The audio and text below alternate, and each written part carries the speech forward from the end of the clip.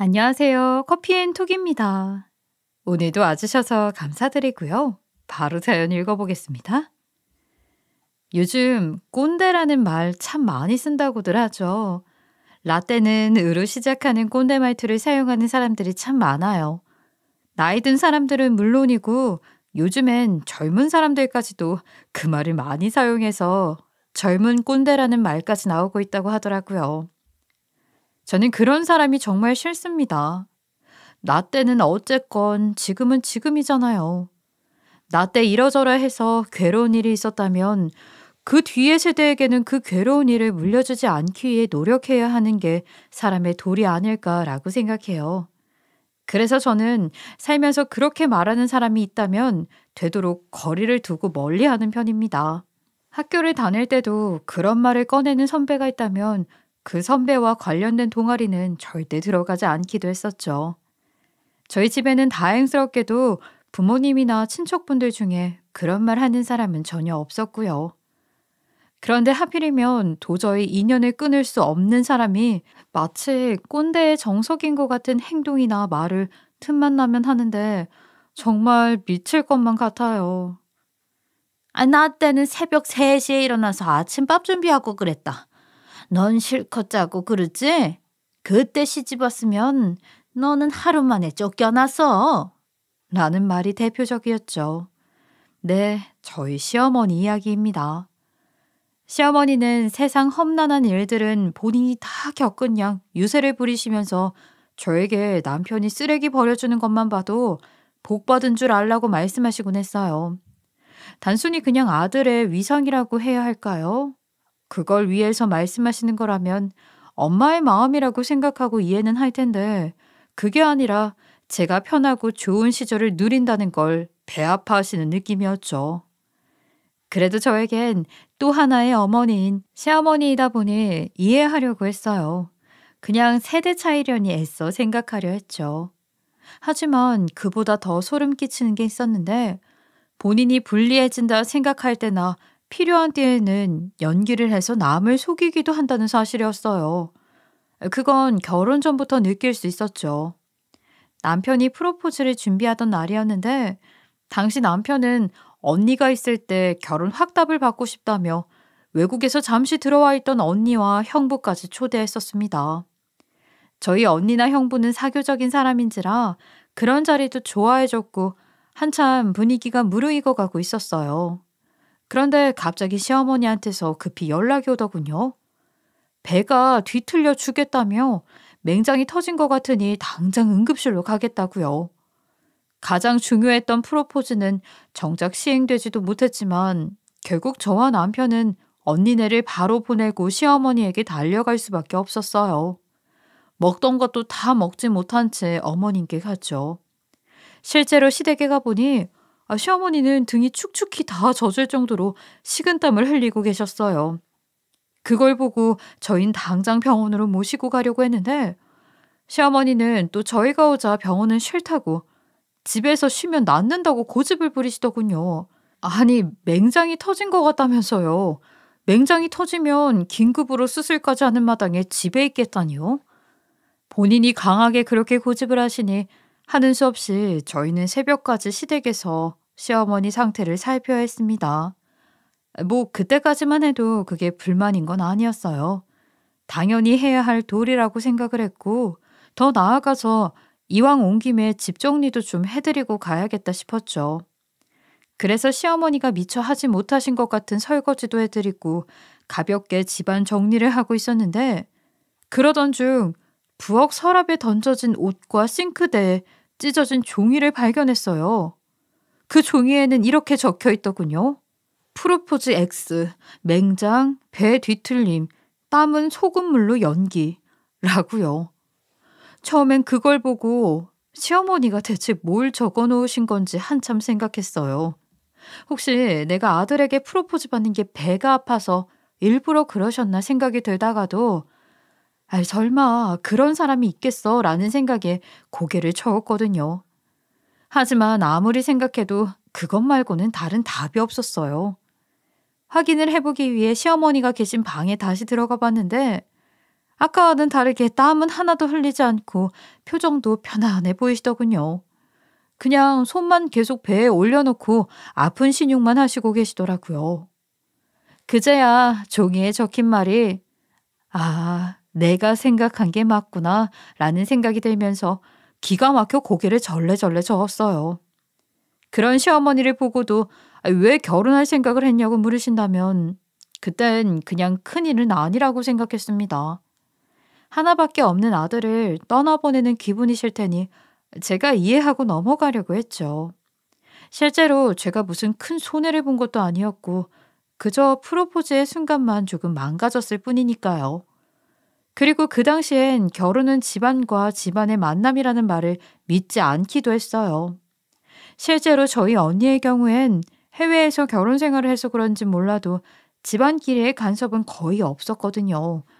언니와 형부 두 사람만의 결혼 생활을 쭉 지켜봐왔던 저로서는 시어머니가 뭐가 그리 중요할까 싶었어요.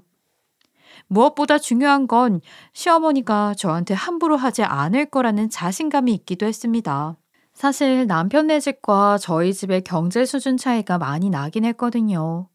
이런 말씀을 제가 직접 하긴 뭐하지만 저희 집은 저한테 건물 몇 개를 제 명의로 이미 물려주실 수 있을 정도로 여유가 있는 집이에요. 하지만 남편네 집은 시아버지가 이미 돌아가신 지 오래였고 남편이 홀로 시어머니를 모시면서 경제적으로도 부양해야 하는 집이었죠. 그렇다고 남편이 돈을 잘 버느냐 하면 그것도 아닙니다. 남편은 한 오마카세 집에서 일하는 요리사인데 나중에 자기 가게를 갖게 된다면 그때부턴 돈을 잘 벌 수야 있겠지만 결혼할 땐 아니었거든요. 아직 경력이 짧은 초보 요리사였죠.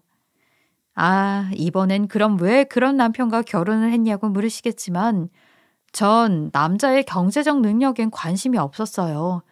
저는 평생 늙어 죽을 때까지 돈 걱정 없이 살 수 있는 사람인데 남자가 능력이 좋아봐야 뭐 하겠어요. 그보다는 저만 바라봐 줄 수 있는 사람, 요리라던가 집안일을 할 수 있는 사람이 더 좋았습니다.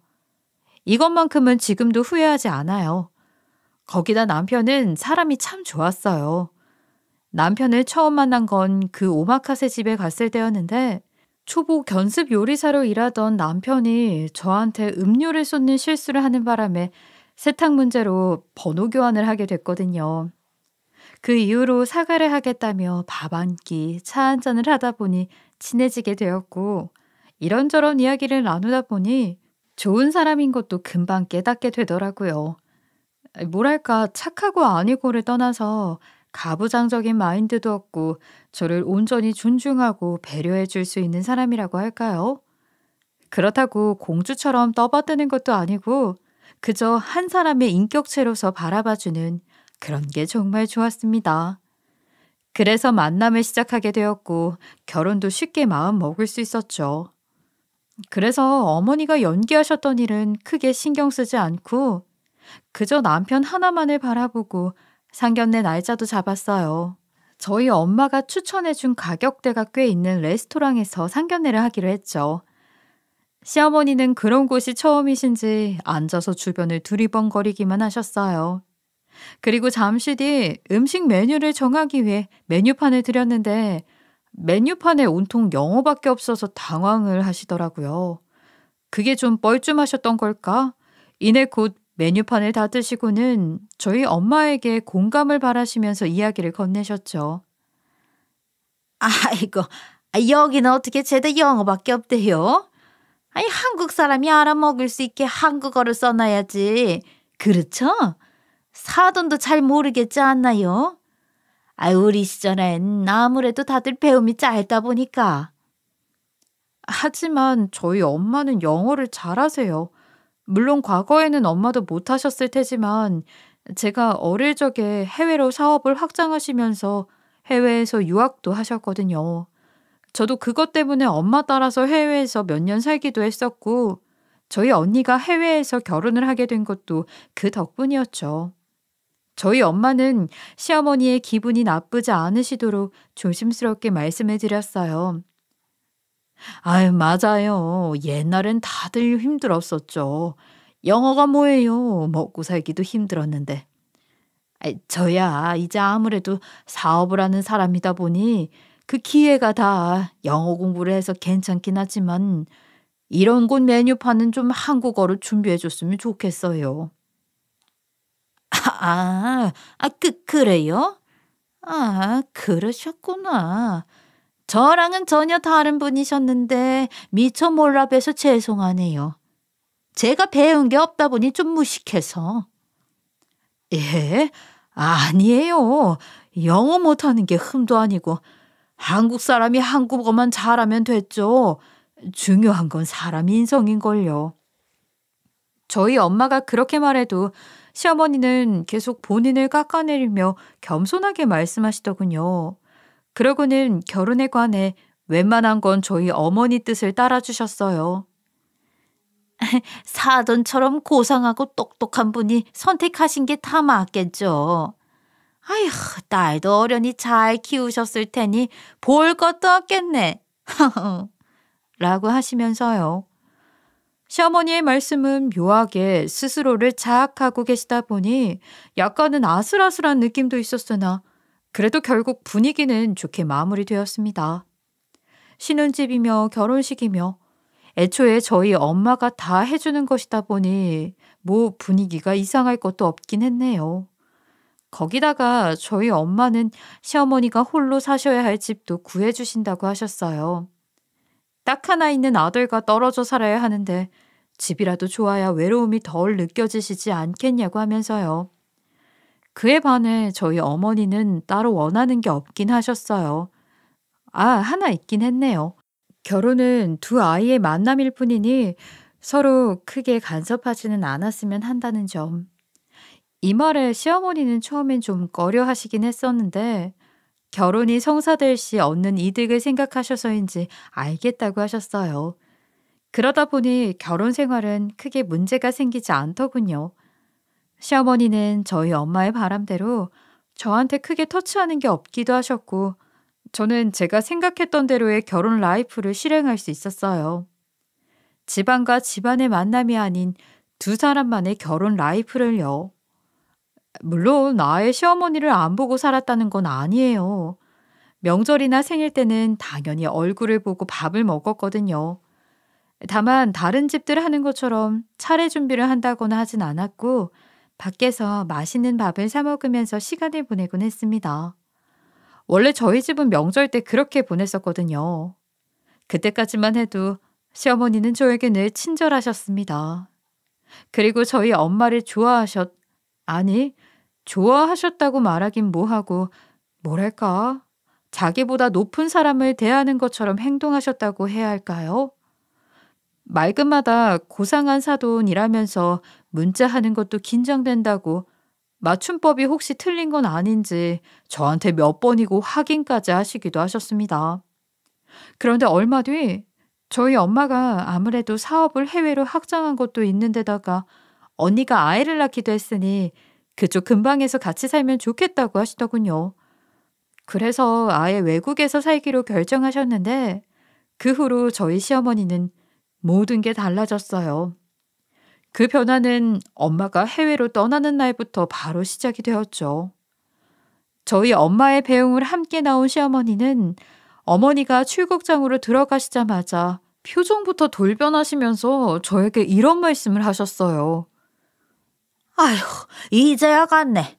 내가 진짜 이 나이 먹고 여태까지 이렇게 눈치를 보고 살아야 되나 싶었는데 드디어 속이 다 시원하다. 아니, 네 엄마는 왜 그렇게 나한테 눈치를 주는 거니? 예? 저희 엄마가 언제? 언제는 언제야. 상견례 때부터. 자기는 배운 사람이니 같은 급으로 놓지 말라고 떡하니 말했었는데. 네? 어머니, 저희 엄마가 언제 그랬다고? 아유, 됐다. 어린이가 뭘 알겠니? 어른들 말에는 다 뼈가 있는 법이거든.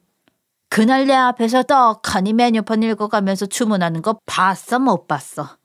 내 체면을 생각하면 그냥 자기도 모른 척 해주면서 너희한테 시켜달라고 했어야지. 그건... 거기다가 뭐? 내 집을 자기가 해주겠다고? 참나, 누군 자존심도 없는 줄 아나? 내가 거지냐고?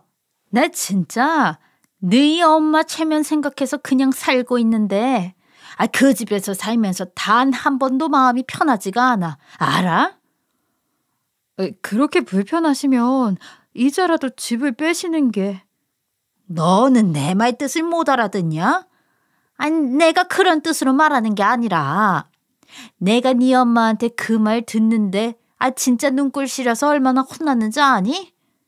아니, 자기가 잘나면 얼마나 잘났다고? 아들 하나도 낳지 못한 주제에 그동안 이 말을 못해 그렇지? 네 엄마 같은 사람을 빚 좋은 개살구라고 하는 거야. 포장만 요란하지? 내 까보면 별것도 없는 주제에 고상한 척은 나도 알 수 있어. 아휴, 외국 가서 고상한 척 실컷 하시라고 해라. 저는 그동안 주변 사람들 이야기를 들으면서 정말 좋은 시어머니를 만났다고 생각했었는데 저희 엄마가 떠나시는 날 그게 모두 저의 착각이었다는 걸 깨닫게 되었습니다. 시어머니는 그저 눈치를 봐야 할 사람이 있는 상태에서 좋은 시어머니, 좋은 사돈을 연기했을 뿐이었어요. 그날 곧바로 시어머니께 한마디 싸줬어야 했는데 그러지 못했던 것이 저의 천추의 한입니다. 엄마가 욕을 먹고 있었는데도 아무 말 못하고 바보처럼 가만히 있었다니. 솔직히 너무 당황해서 제가 잘못 들은 건가 싶기도 했어요. 그래서 어버버 하다가 반박할 타이밍도 놓쳐버렸던 거죠. 어쨌든 시어머니는 공항에서 그렇게 말씀하신 뒤 쌩 하고 집으로 떠나버리셨고 전 나중에서야 분기탱천하며 혼자 씩씩댈 수밖에 없었어요. 그날 이후 시어머니는 그동안 단단히 벼르긴 했었는지 공항에서 보여준 모습을 계속 유지하시더군요. 아니, 유지가 아니라 말씀은 점점 더 심해지셨어요. 하루는 아예 돌아가신 저희 아빠 이야기까지 하시는데 너희 엄마가 사업한답시고 깝죽거리니까 너희 아빠가 돌아가신 거야. 여자가 남자를 제대로 내줄을 할 줄 알아야지. 쓸데없이 밖에 싸돌아다니니까 남자가 안 죽고 배겨? 이렇게 말씀하시더라고요. 아니, 시어머니가 그렇게 고생하며 내조해준 시아버지 역시 돌아가신 건 마찬가지인데 그럼 도대체 무슨 논리로 저런 말씀을 하시는 건지 도무지 이해가 가지 않았어요. 그리고 아빠 이야기까지 꺼내시는 건 너무 선을 넘는다 싶어 그땐 저도 참지 못하고 시어머니께 좀 막말을 하긴 했죠. 어머니, 정말 참다 도저히 못 참겠네요. 진짜 이건 너무 하시는 거 아니에요? 엄마, 얘 좀 봐라. 지금 너 시어머니한테 눈치 켜뜨고 뭐라고 하는 거니? 어머님이 그렇게 말씀하시는데 제가 어떻게 가만히 있겠어요. 솔직히 저번에 공항에서 저희 엄마한테 말씀하신 내용도 저 기분 엄청 나빴어요. 왜? 내가 뭐 틀린 말 했어? 틀린 말 하셨죠. 그때도 틀린 말 하셨고 지금도 틀린 말 하신 거고요. 지금? 지금은 또 뭐가? 아니, 저희 엄마가 내조를 못해서 저희 아빠가 돌아가신 거면 시아버지는 뭔데요? 시어머니는 내조를 그렇게 잘하셨다면서요. 근데 왜 돌아가셨어요? 뭐야? 그건 그냥 잠깐만. 너 지금 돌아가신 네 시아버지 들먹이면서 이 시애미한테 소리치는 거니? 이게 지금 무슨 말버릇이야 이게? 어디 며느리가 시어머니한테 그것도 돌아가신 시아버지를 들먹이면서 대들어? 어머니가 먼저 그러셨잖아요. 돌아가신 저희 아빠 이야기까지 꺼내면서 저희 엄마를 욕하시는데 가만히 있을 딸이 어디 있나요? 전 며느리이기 이전에 저희 엄마 딸이에요. 어머니가 먼저 예의를 지키셔야 하는 거 아닌가요? 윗사람으로서, 아니, 그런 것도 안 바라요. 그냥 사람 대 사람으로서 예의는 지키셔야 하는 거 아니냐고요. 뭐야?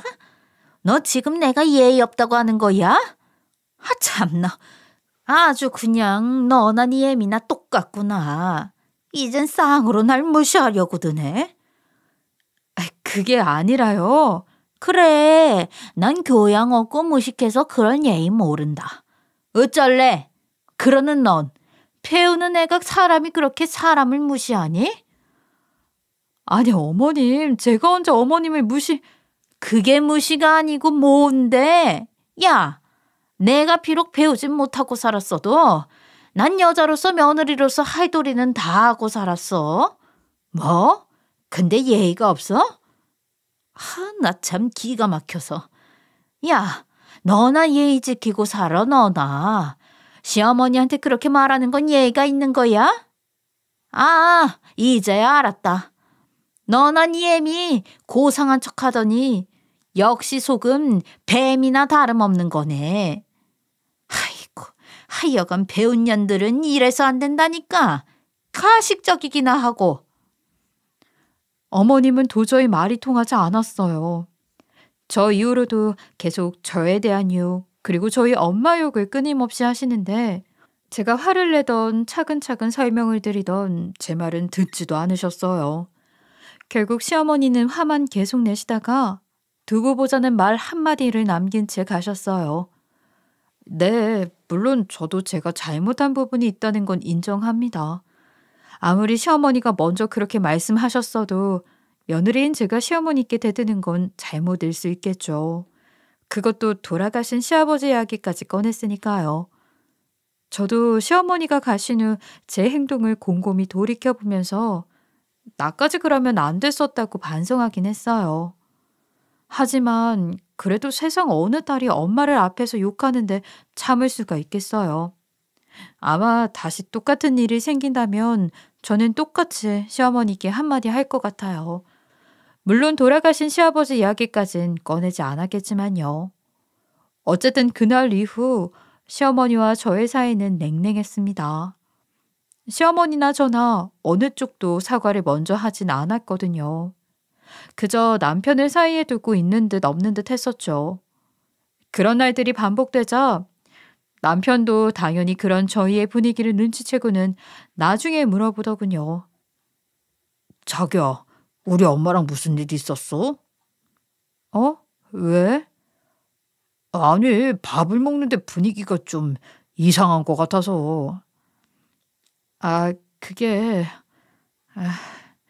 내가 어머님한테 좀 대들긴 했어. 자기가? 왜? 아니, 어머님이 우리 엄마 욕을 자꾸 하셨거든.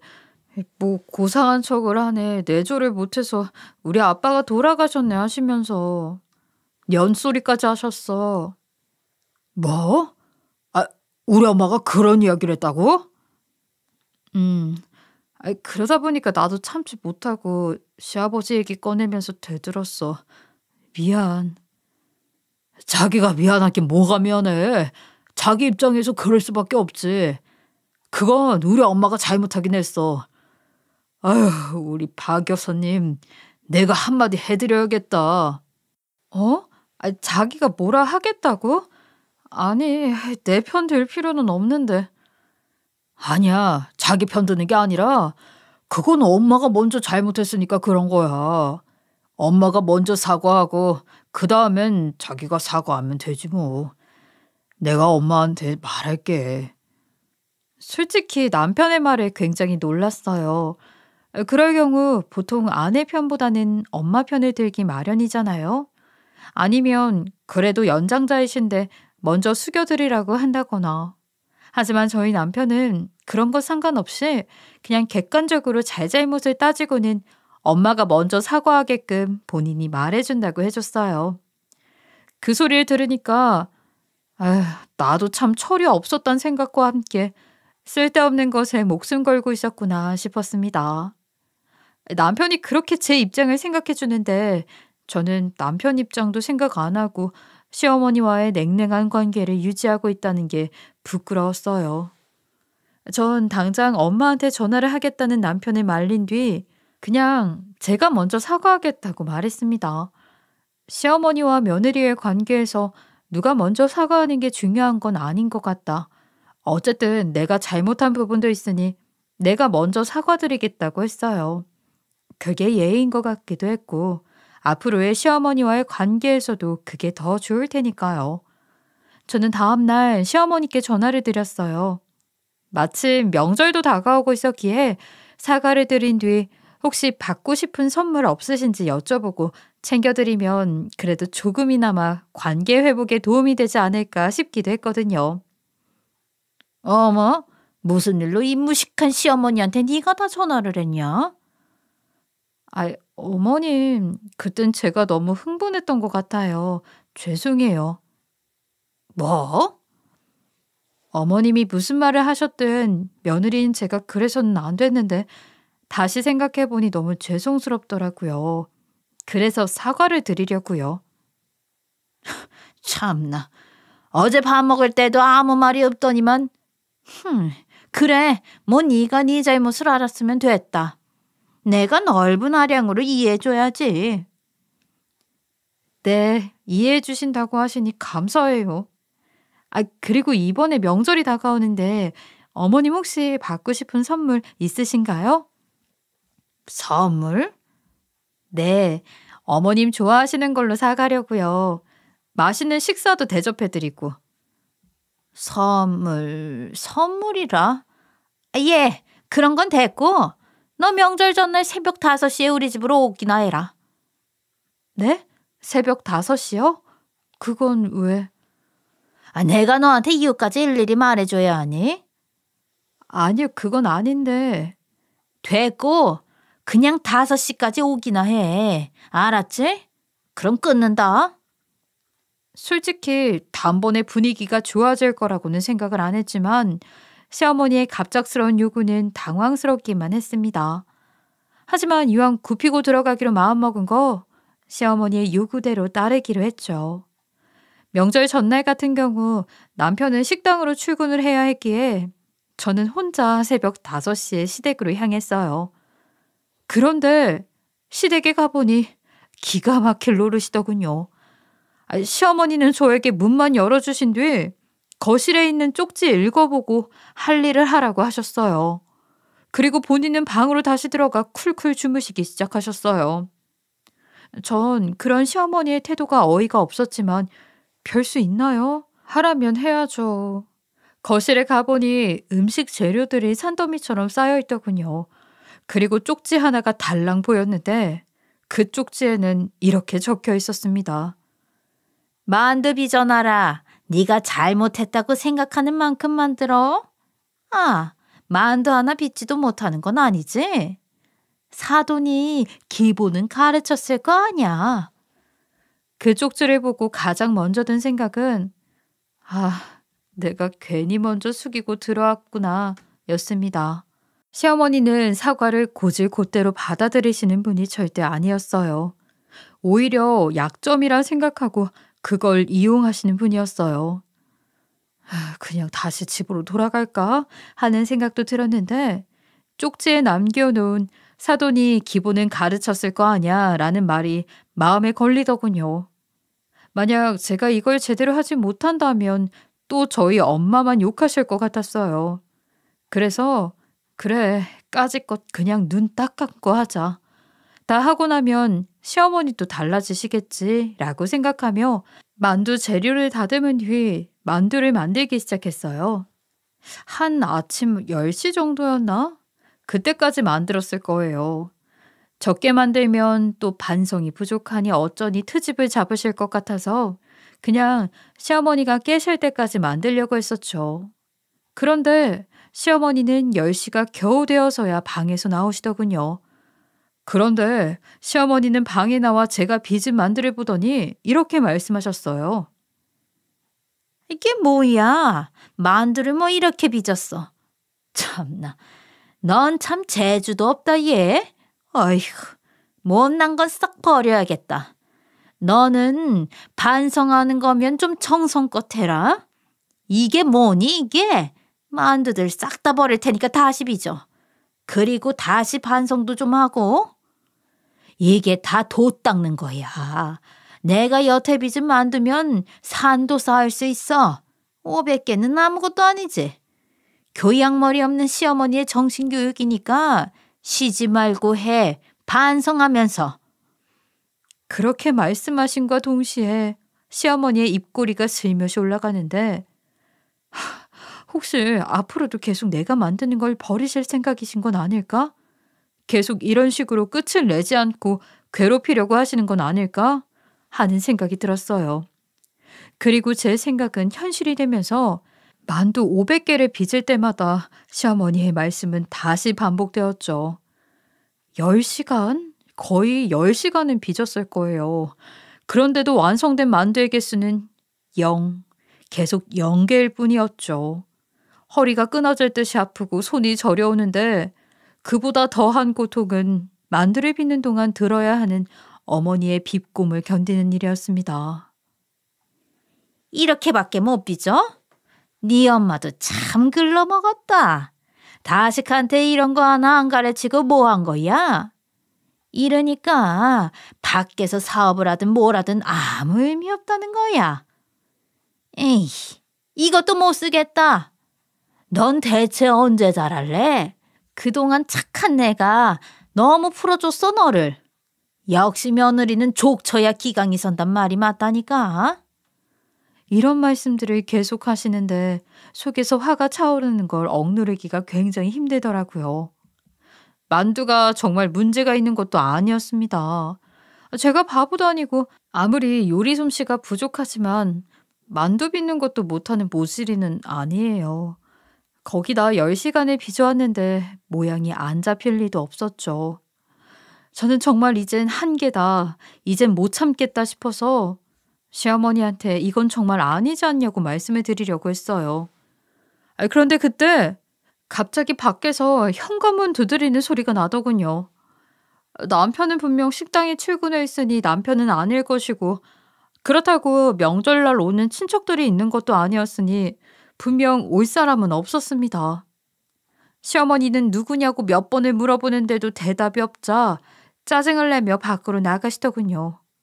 그런데 그렇게 나간 시어머니가 뒷걸음질을 치면서 슬금슬금 들어오시더니 뭔가 못 볼 걸 본 것처럼 놀란 표정을 지으시더군요. 그리고 곧이어 몽둥이를 들고 나타난 저희 엄마의 모습이 보였습니다. 엄마는 들어오시자마자 제가 빚던 만두를 다 엎어버리더니 시어머니께 소리를 치셨죠. 지금 저희 귀한 딸한테 뭐 하는 짓이에요, 사돈? 아니, 사돈이 여기 무슨 일로? 지금 뭐 하는 짓이냐고 묻잖아요. 아니, 그게요. 저는 전혀 예상치도 못했던 엄마의 등장에 정말 깜짝 놀랐어요. 저한테 한국으로 돌아온다는 소리는 전혀 하신 적이 없었거든요. 아니, 들어왔었다고 해도 지금 그 자리에 엄마가 올 이유는 전혀 없었어요. 애초에 제가 새벽부터 여기 온다는 사실은 엄마가 걱정할 것 같아 말하지도 않았으니까요. 그런데 시댁에 온 건 저희 엄마만이 아니더군요. 엄마 뒤를 이어 곧 저희 남편도 따라 들어오더라고요. 그제야 남편이 저희 엄마한테 그동안 있었던 모든 일들을 말했다는 걸 알게 됐죠. 그걸 들은 저희 엄마가 곧장 한국으로 오신 거고요. 그리고 따라 들어온 남편 역시 온 집안이 밀가루 범벅이 된 집을 보면서 시어머니께 화를 내기 시작했습니다.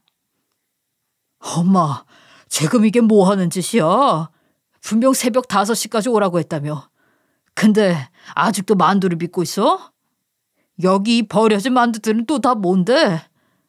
그렇게 며느리를 괴롭혀야 속이 시원하겠어? 안 그래도 내가 엄마한테 먼저 사과하게끔 말한다는 거 엄마 며느리가 착해서 먼저 사과를 했던 건데 이런 식으로 나오는 게 말이 돼? 진짜 자식 앞길 망치니까 좋아? 아들, 아니 그게 아니라 나는 단지 만두 빚는 걸 며느리한테 알려주려고. 그게 아니긴 뭐가 아닌데 내가 지금 창피해서 장모님 앞에서 얼굴을 들 수가 없어. 엄마는 반성도 없어? 엄마가 먼저 잘못했으면 또 상대가 먼저 굽히고 들어왔으면 그럼 엄마도 어련히 받아줘야 될 거 아니냐고. 시어머니는 저희 엄마에 이어 저희 남편까지 소리치면서 화를 내자 귀신이라도 본 것처럼 벌벌 떨기 시작하시더군요. 자기보다 잘났다고 생각하는 저희 엄마가 몽둥이까지 들고 왔고 거기에 효자라고 생각하는 자기 아들은 생전 처음으로 화를 내고 있으니 무서울 수밖에 없으셨겠죠. 시어머니는 곧 무릎을 꿇으시더니 싹싹 빌기 시작하셨습니다. 잘못했습니다, 사돈. 그냥 며느리로서 며느리 교육 좀 시키려고 했는데. 교육이라고요? 요즘엔 괴롭힘을 교육이라고 표현하나 보죠? 아니 그게 지금 우리 애들 신혼집 그리고 사돈이 살고 있는 이 집 제가 다 해준 건 아시죠? 예. 그럼 시어머니는 애들에게 뭘 해주셨어요? 시어머니 대접을 받으실 만한 단 한 가지 무엇이라도 해주신 게 있으신가요? 그게 사람이 양심이 있어야죠. 해준 것도 없으면서 며느리를 괴롭히는 게 말이 되나요? 하긴 양심이 없긴 하시겠다. 저한테 집까지 선물 받아서 이렇게 사시는 주제 제 욕도 그리 실컷 해오셨으니. 잘못했어요, 사돈. 제가 정말 잘못했습니다. 한 번만 용서해 주세요. 용서? 글쎄요. 지금 심정으로는 그냥 사돈한테 준 이 집도 다시 가지고 오고 싶은데. 이것만은. 그건 또 싫어요? 그럼 어쩐다? 사돈은 해준 것도 없는데 며느리 교육을 하셨으니 저는 사돈 교육을 더 엄하게 해도 되겠죠? 예? 그게 무슨... 만두 빚으면서 반성하라고 하셨다며. 그럼 당신도 똑같이 해야지. 어차피 여기 재료들은 아직도 많이 있네. 그럼 사돈도 만두 빚으면서 자기 행동 계속 반성하세요. 한 3,000개 정도면 되겠네요. 제가 정말 많이 봐드린 거예요. 마음 같아서 10,000개도 모자라. 자, 하세요 얼른. 시어머니는 저희 엄마의 말에 뭐라 말을 하려고 하다가 이내 곧 포기하시고는 힘없이 주저앉아 만두를 빚기 시작하셨습니다. 그 모습이 조금은 안쓰럽게 보이기도 했지만 솔직히 통쾌한 마음이 더 클 수밖에 없더군요. 그날 시어머니는 정말 3,000개의 만두를 혼자 빚을 때까지 밤을 새우다시피 하셔야 했어요. 그날 이후 시어머니는 다시 예전 모습으로 돌아가셨습니다. 그보다 더 힘이 많이 없어진 모습이긴 했죠. 그리고 저희에겐 거의 관여를 하려 하지 않으셨어요. 저희 엄마에게 조심스러울 뿐만 아니라 저에게도 조심스러워 하시더군요. 그리고 몇 달에 한 번씩 지금 살고 계시는 집 이야기를 하세요. 이 집 빼면 본인은 길거리에 나앉게 되니 잘 좀 봐달라면서요. 이걸 빌미로라도 본인이 저와 저희 엄마에게 허튼 소리 하지 않겠다고요. 그러니 거주권은 지켜줬으면 좋겠다고요. 이런 말을 조금은 염치 없이 태연하게 말하시는데 그 모습 또한 왜인지 제가 다 부끄럽고 처량해 보였어요. 사실 저희 남편은 본인 엄마지만 정이 떨어진다면서 멀리하려고 했어요. 하지만 그래도 제가 그러진 말자고 설득했죠. 그래도 부모 자식 간인데 한 번의 실수, 한 번의 잘못쯤은 용서하고 이해해 주자고요. 제가 천사라거나 착해 빠진 바보라서 그런 건 아니에요. 다만 어차피 이젠 더 이상 어머님이 저에게 스트레스를 주지도 않는데 저 때문에 모자 간의 관계를 끊는 건 뭔가 죄를 짓는 듯한 기분이 들어 찝찝하더라고요. 그리고 혹시나 또 어머님이 갑자기 이상한 짓을 하려고 하시면 언제든 저를 지켜줄 엄마나 남편이 옆에 있잖아요. 한 가지 아쉬운 건 전 그날 이후로 만두를 아직까지 못 먹는다는 사실입니다.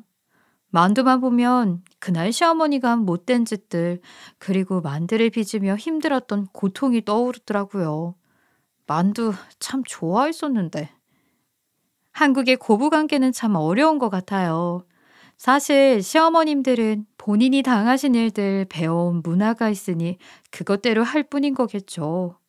하지만 시대가 바뀌는 만큼 언젠가는 이런 문화들이 모두 바뀌고 그저 사람 대 사람으로서 혹은 정말 가족으로서 서로를 존중해주고 배려해주는 문화가 형성됐으면 좋겠어요. 그렇게 되기까지에는 아직 조금 더 많은 시간이 필요하긴 하겠지만요. 그런 날이 하루빨리 오길 바라면서 이만 글을 마치도록 하겠습니다. 저의 긴 글 들어주셔서 감사해요. 좋은 하루 보내세요. 지금까지 커피앤톡이었습니다. 오늘도 끝까지 함께 해주셔서 감사하고요. 다음 영상으로 또 찾아뵙겠습니다.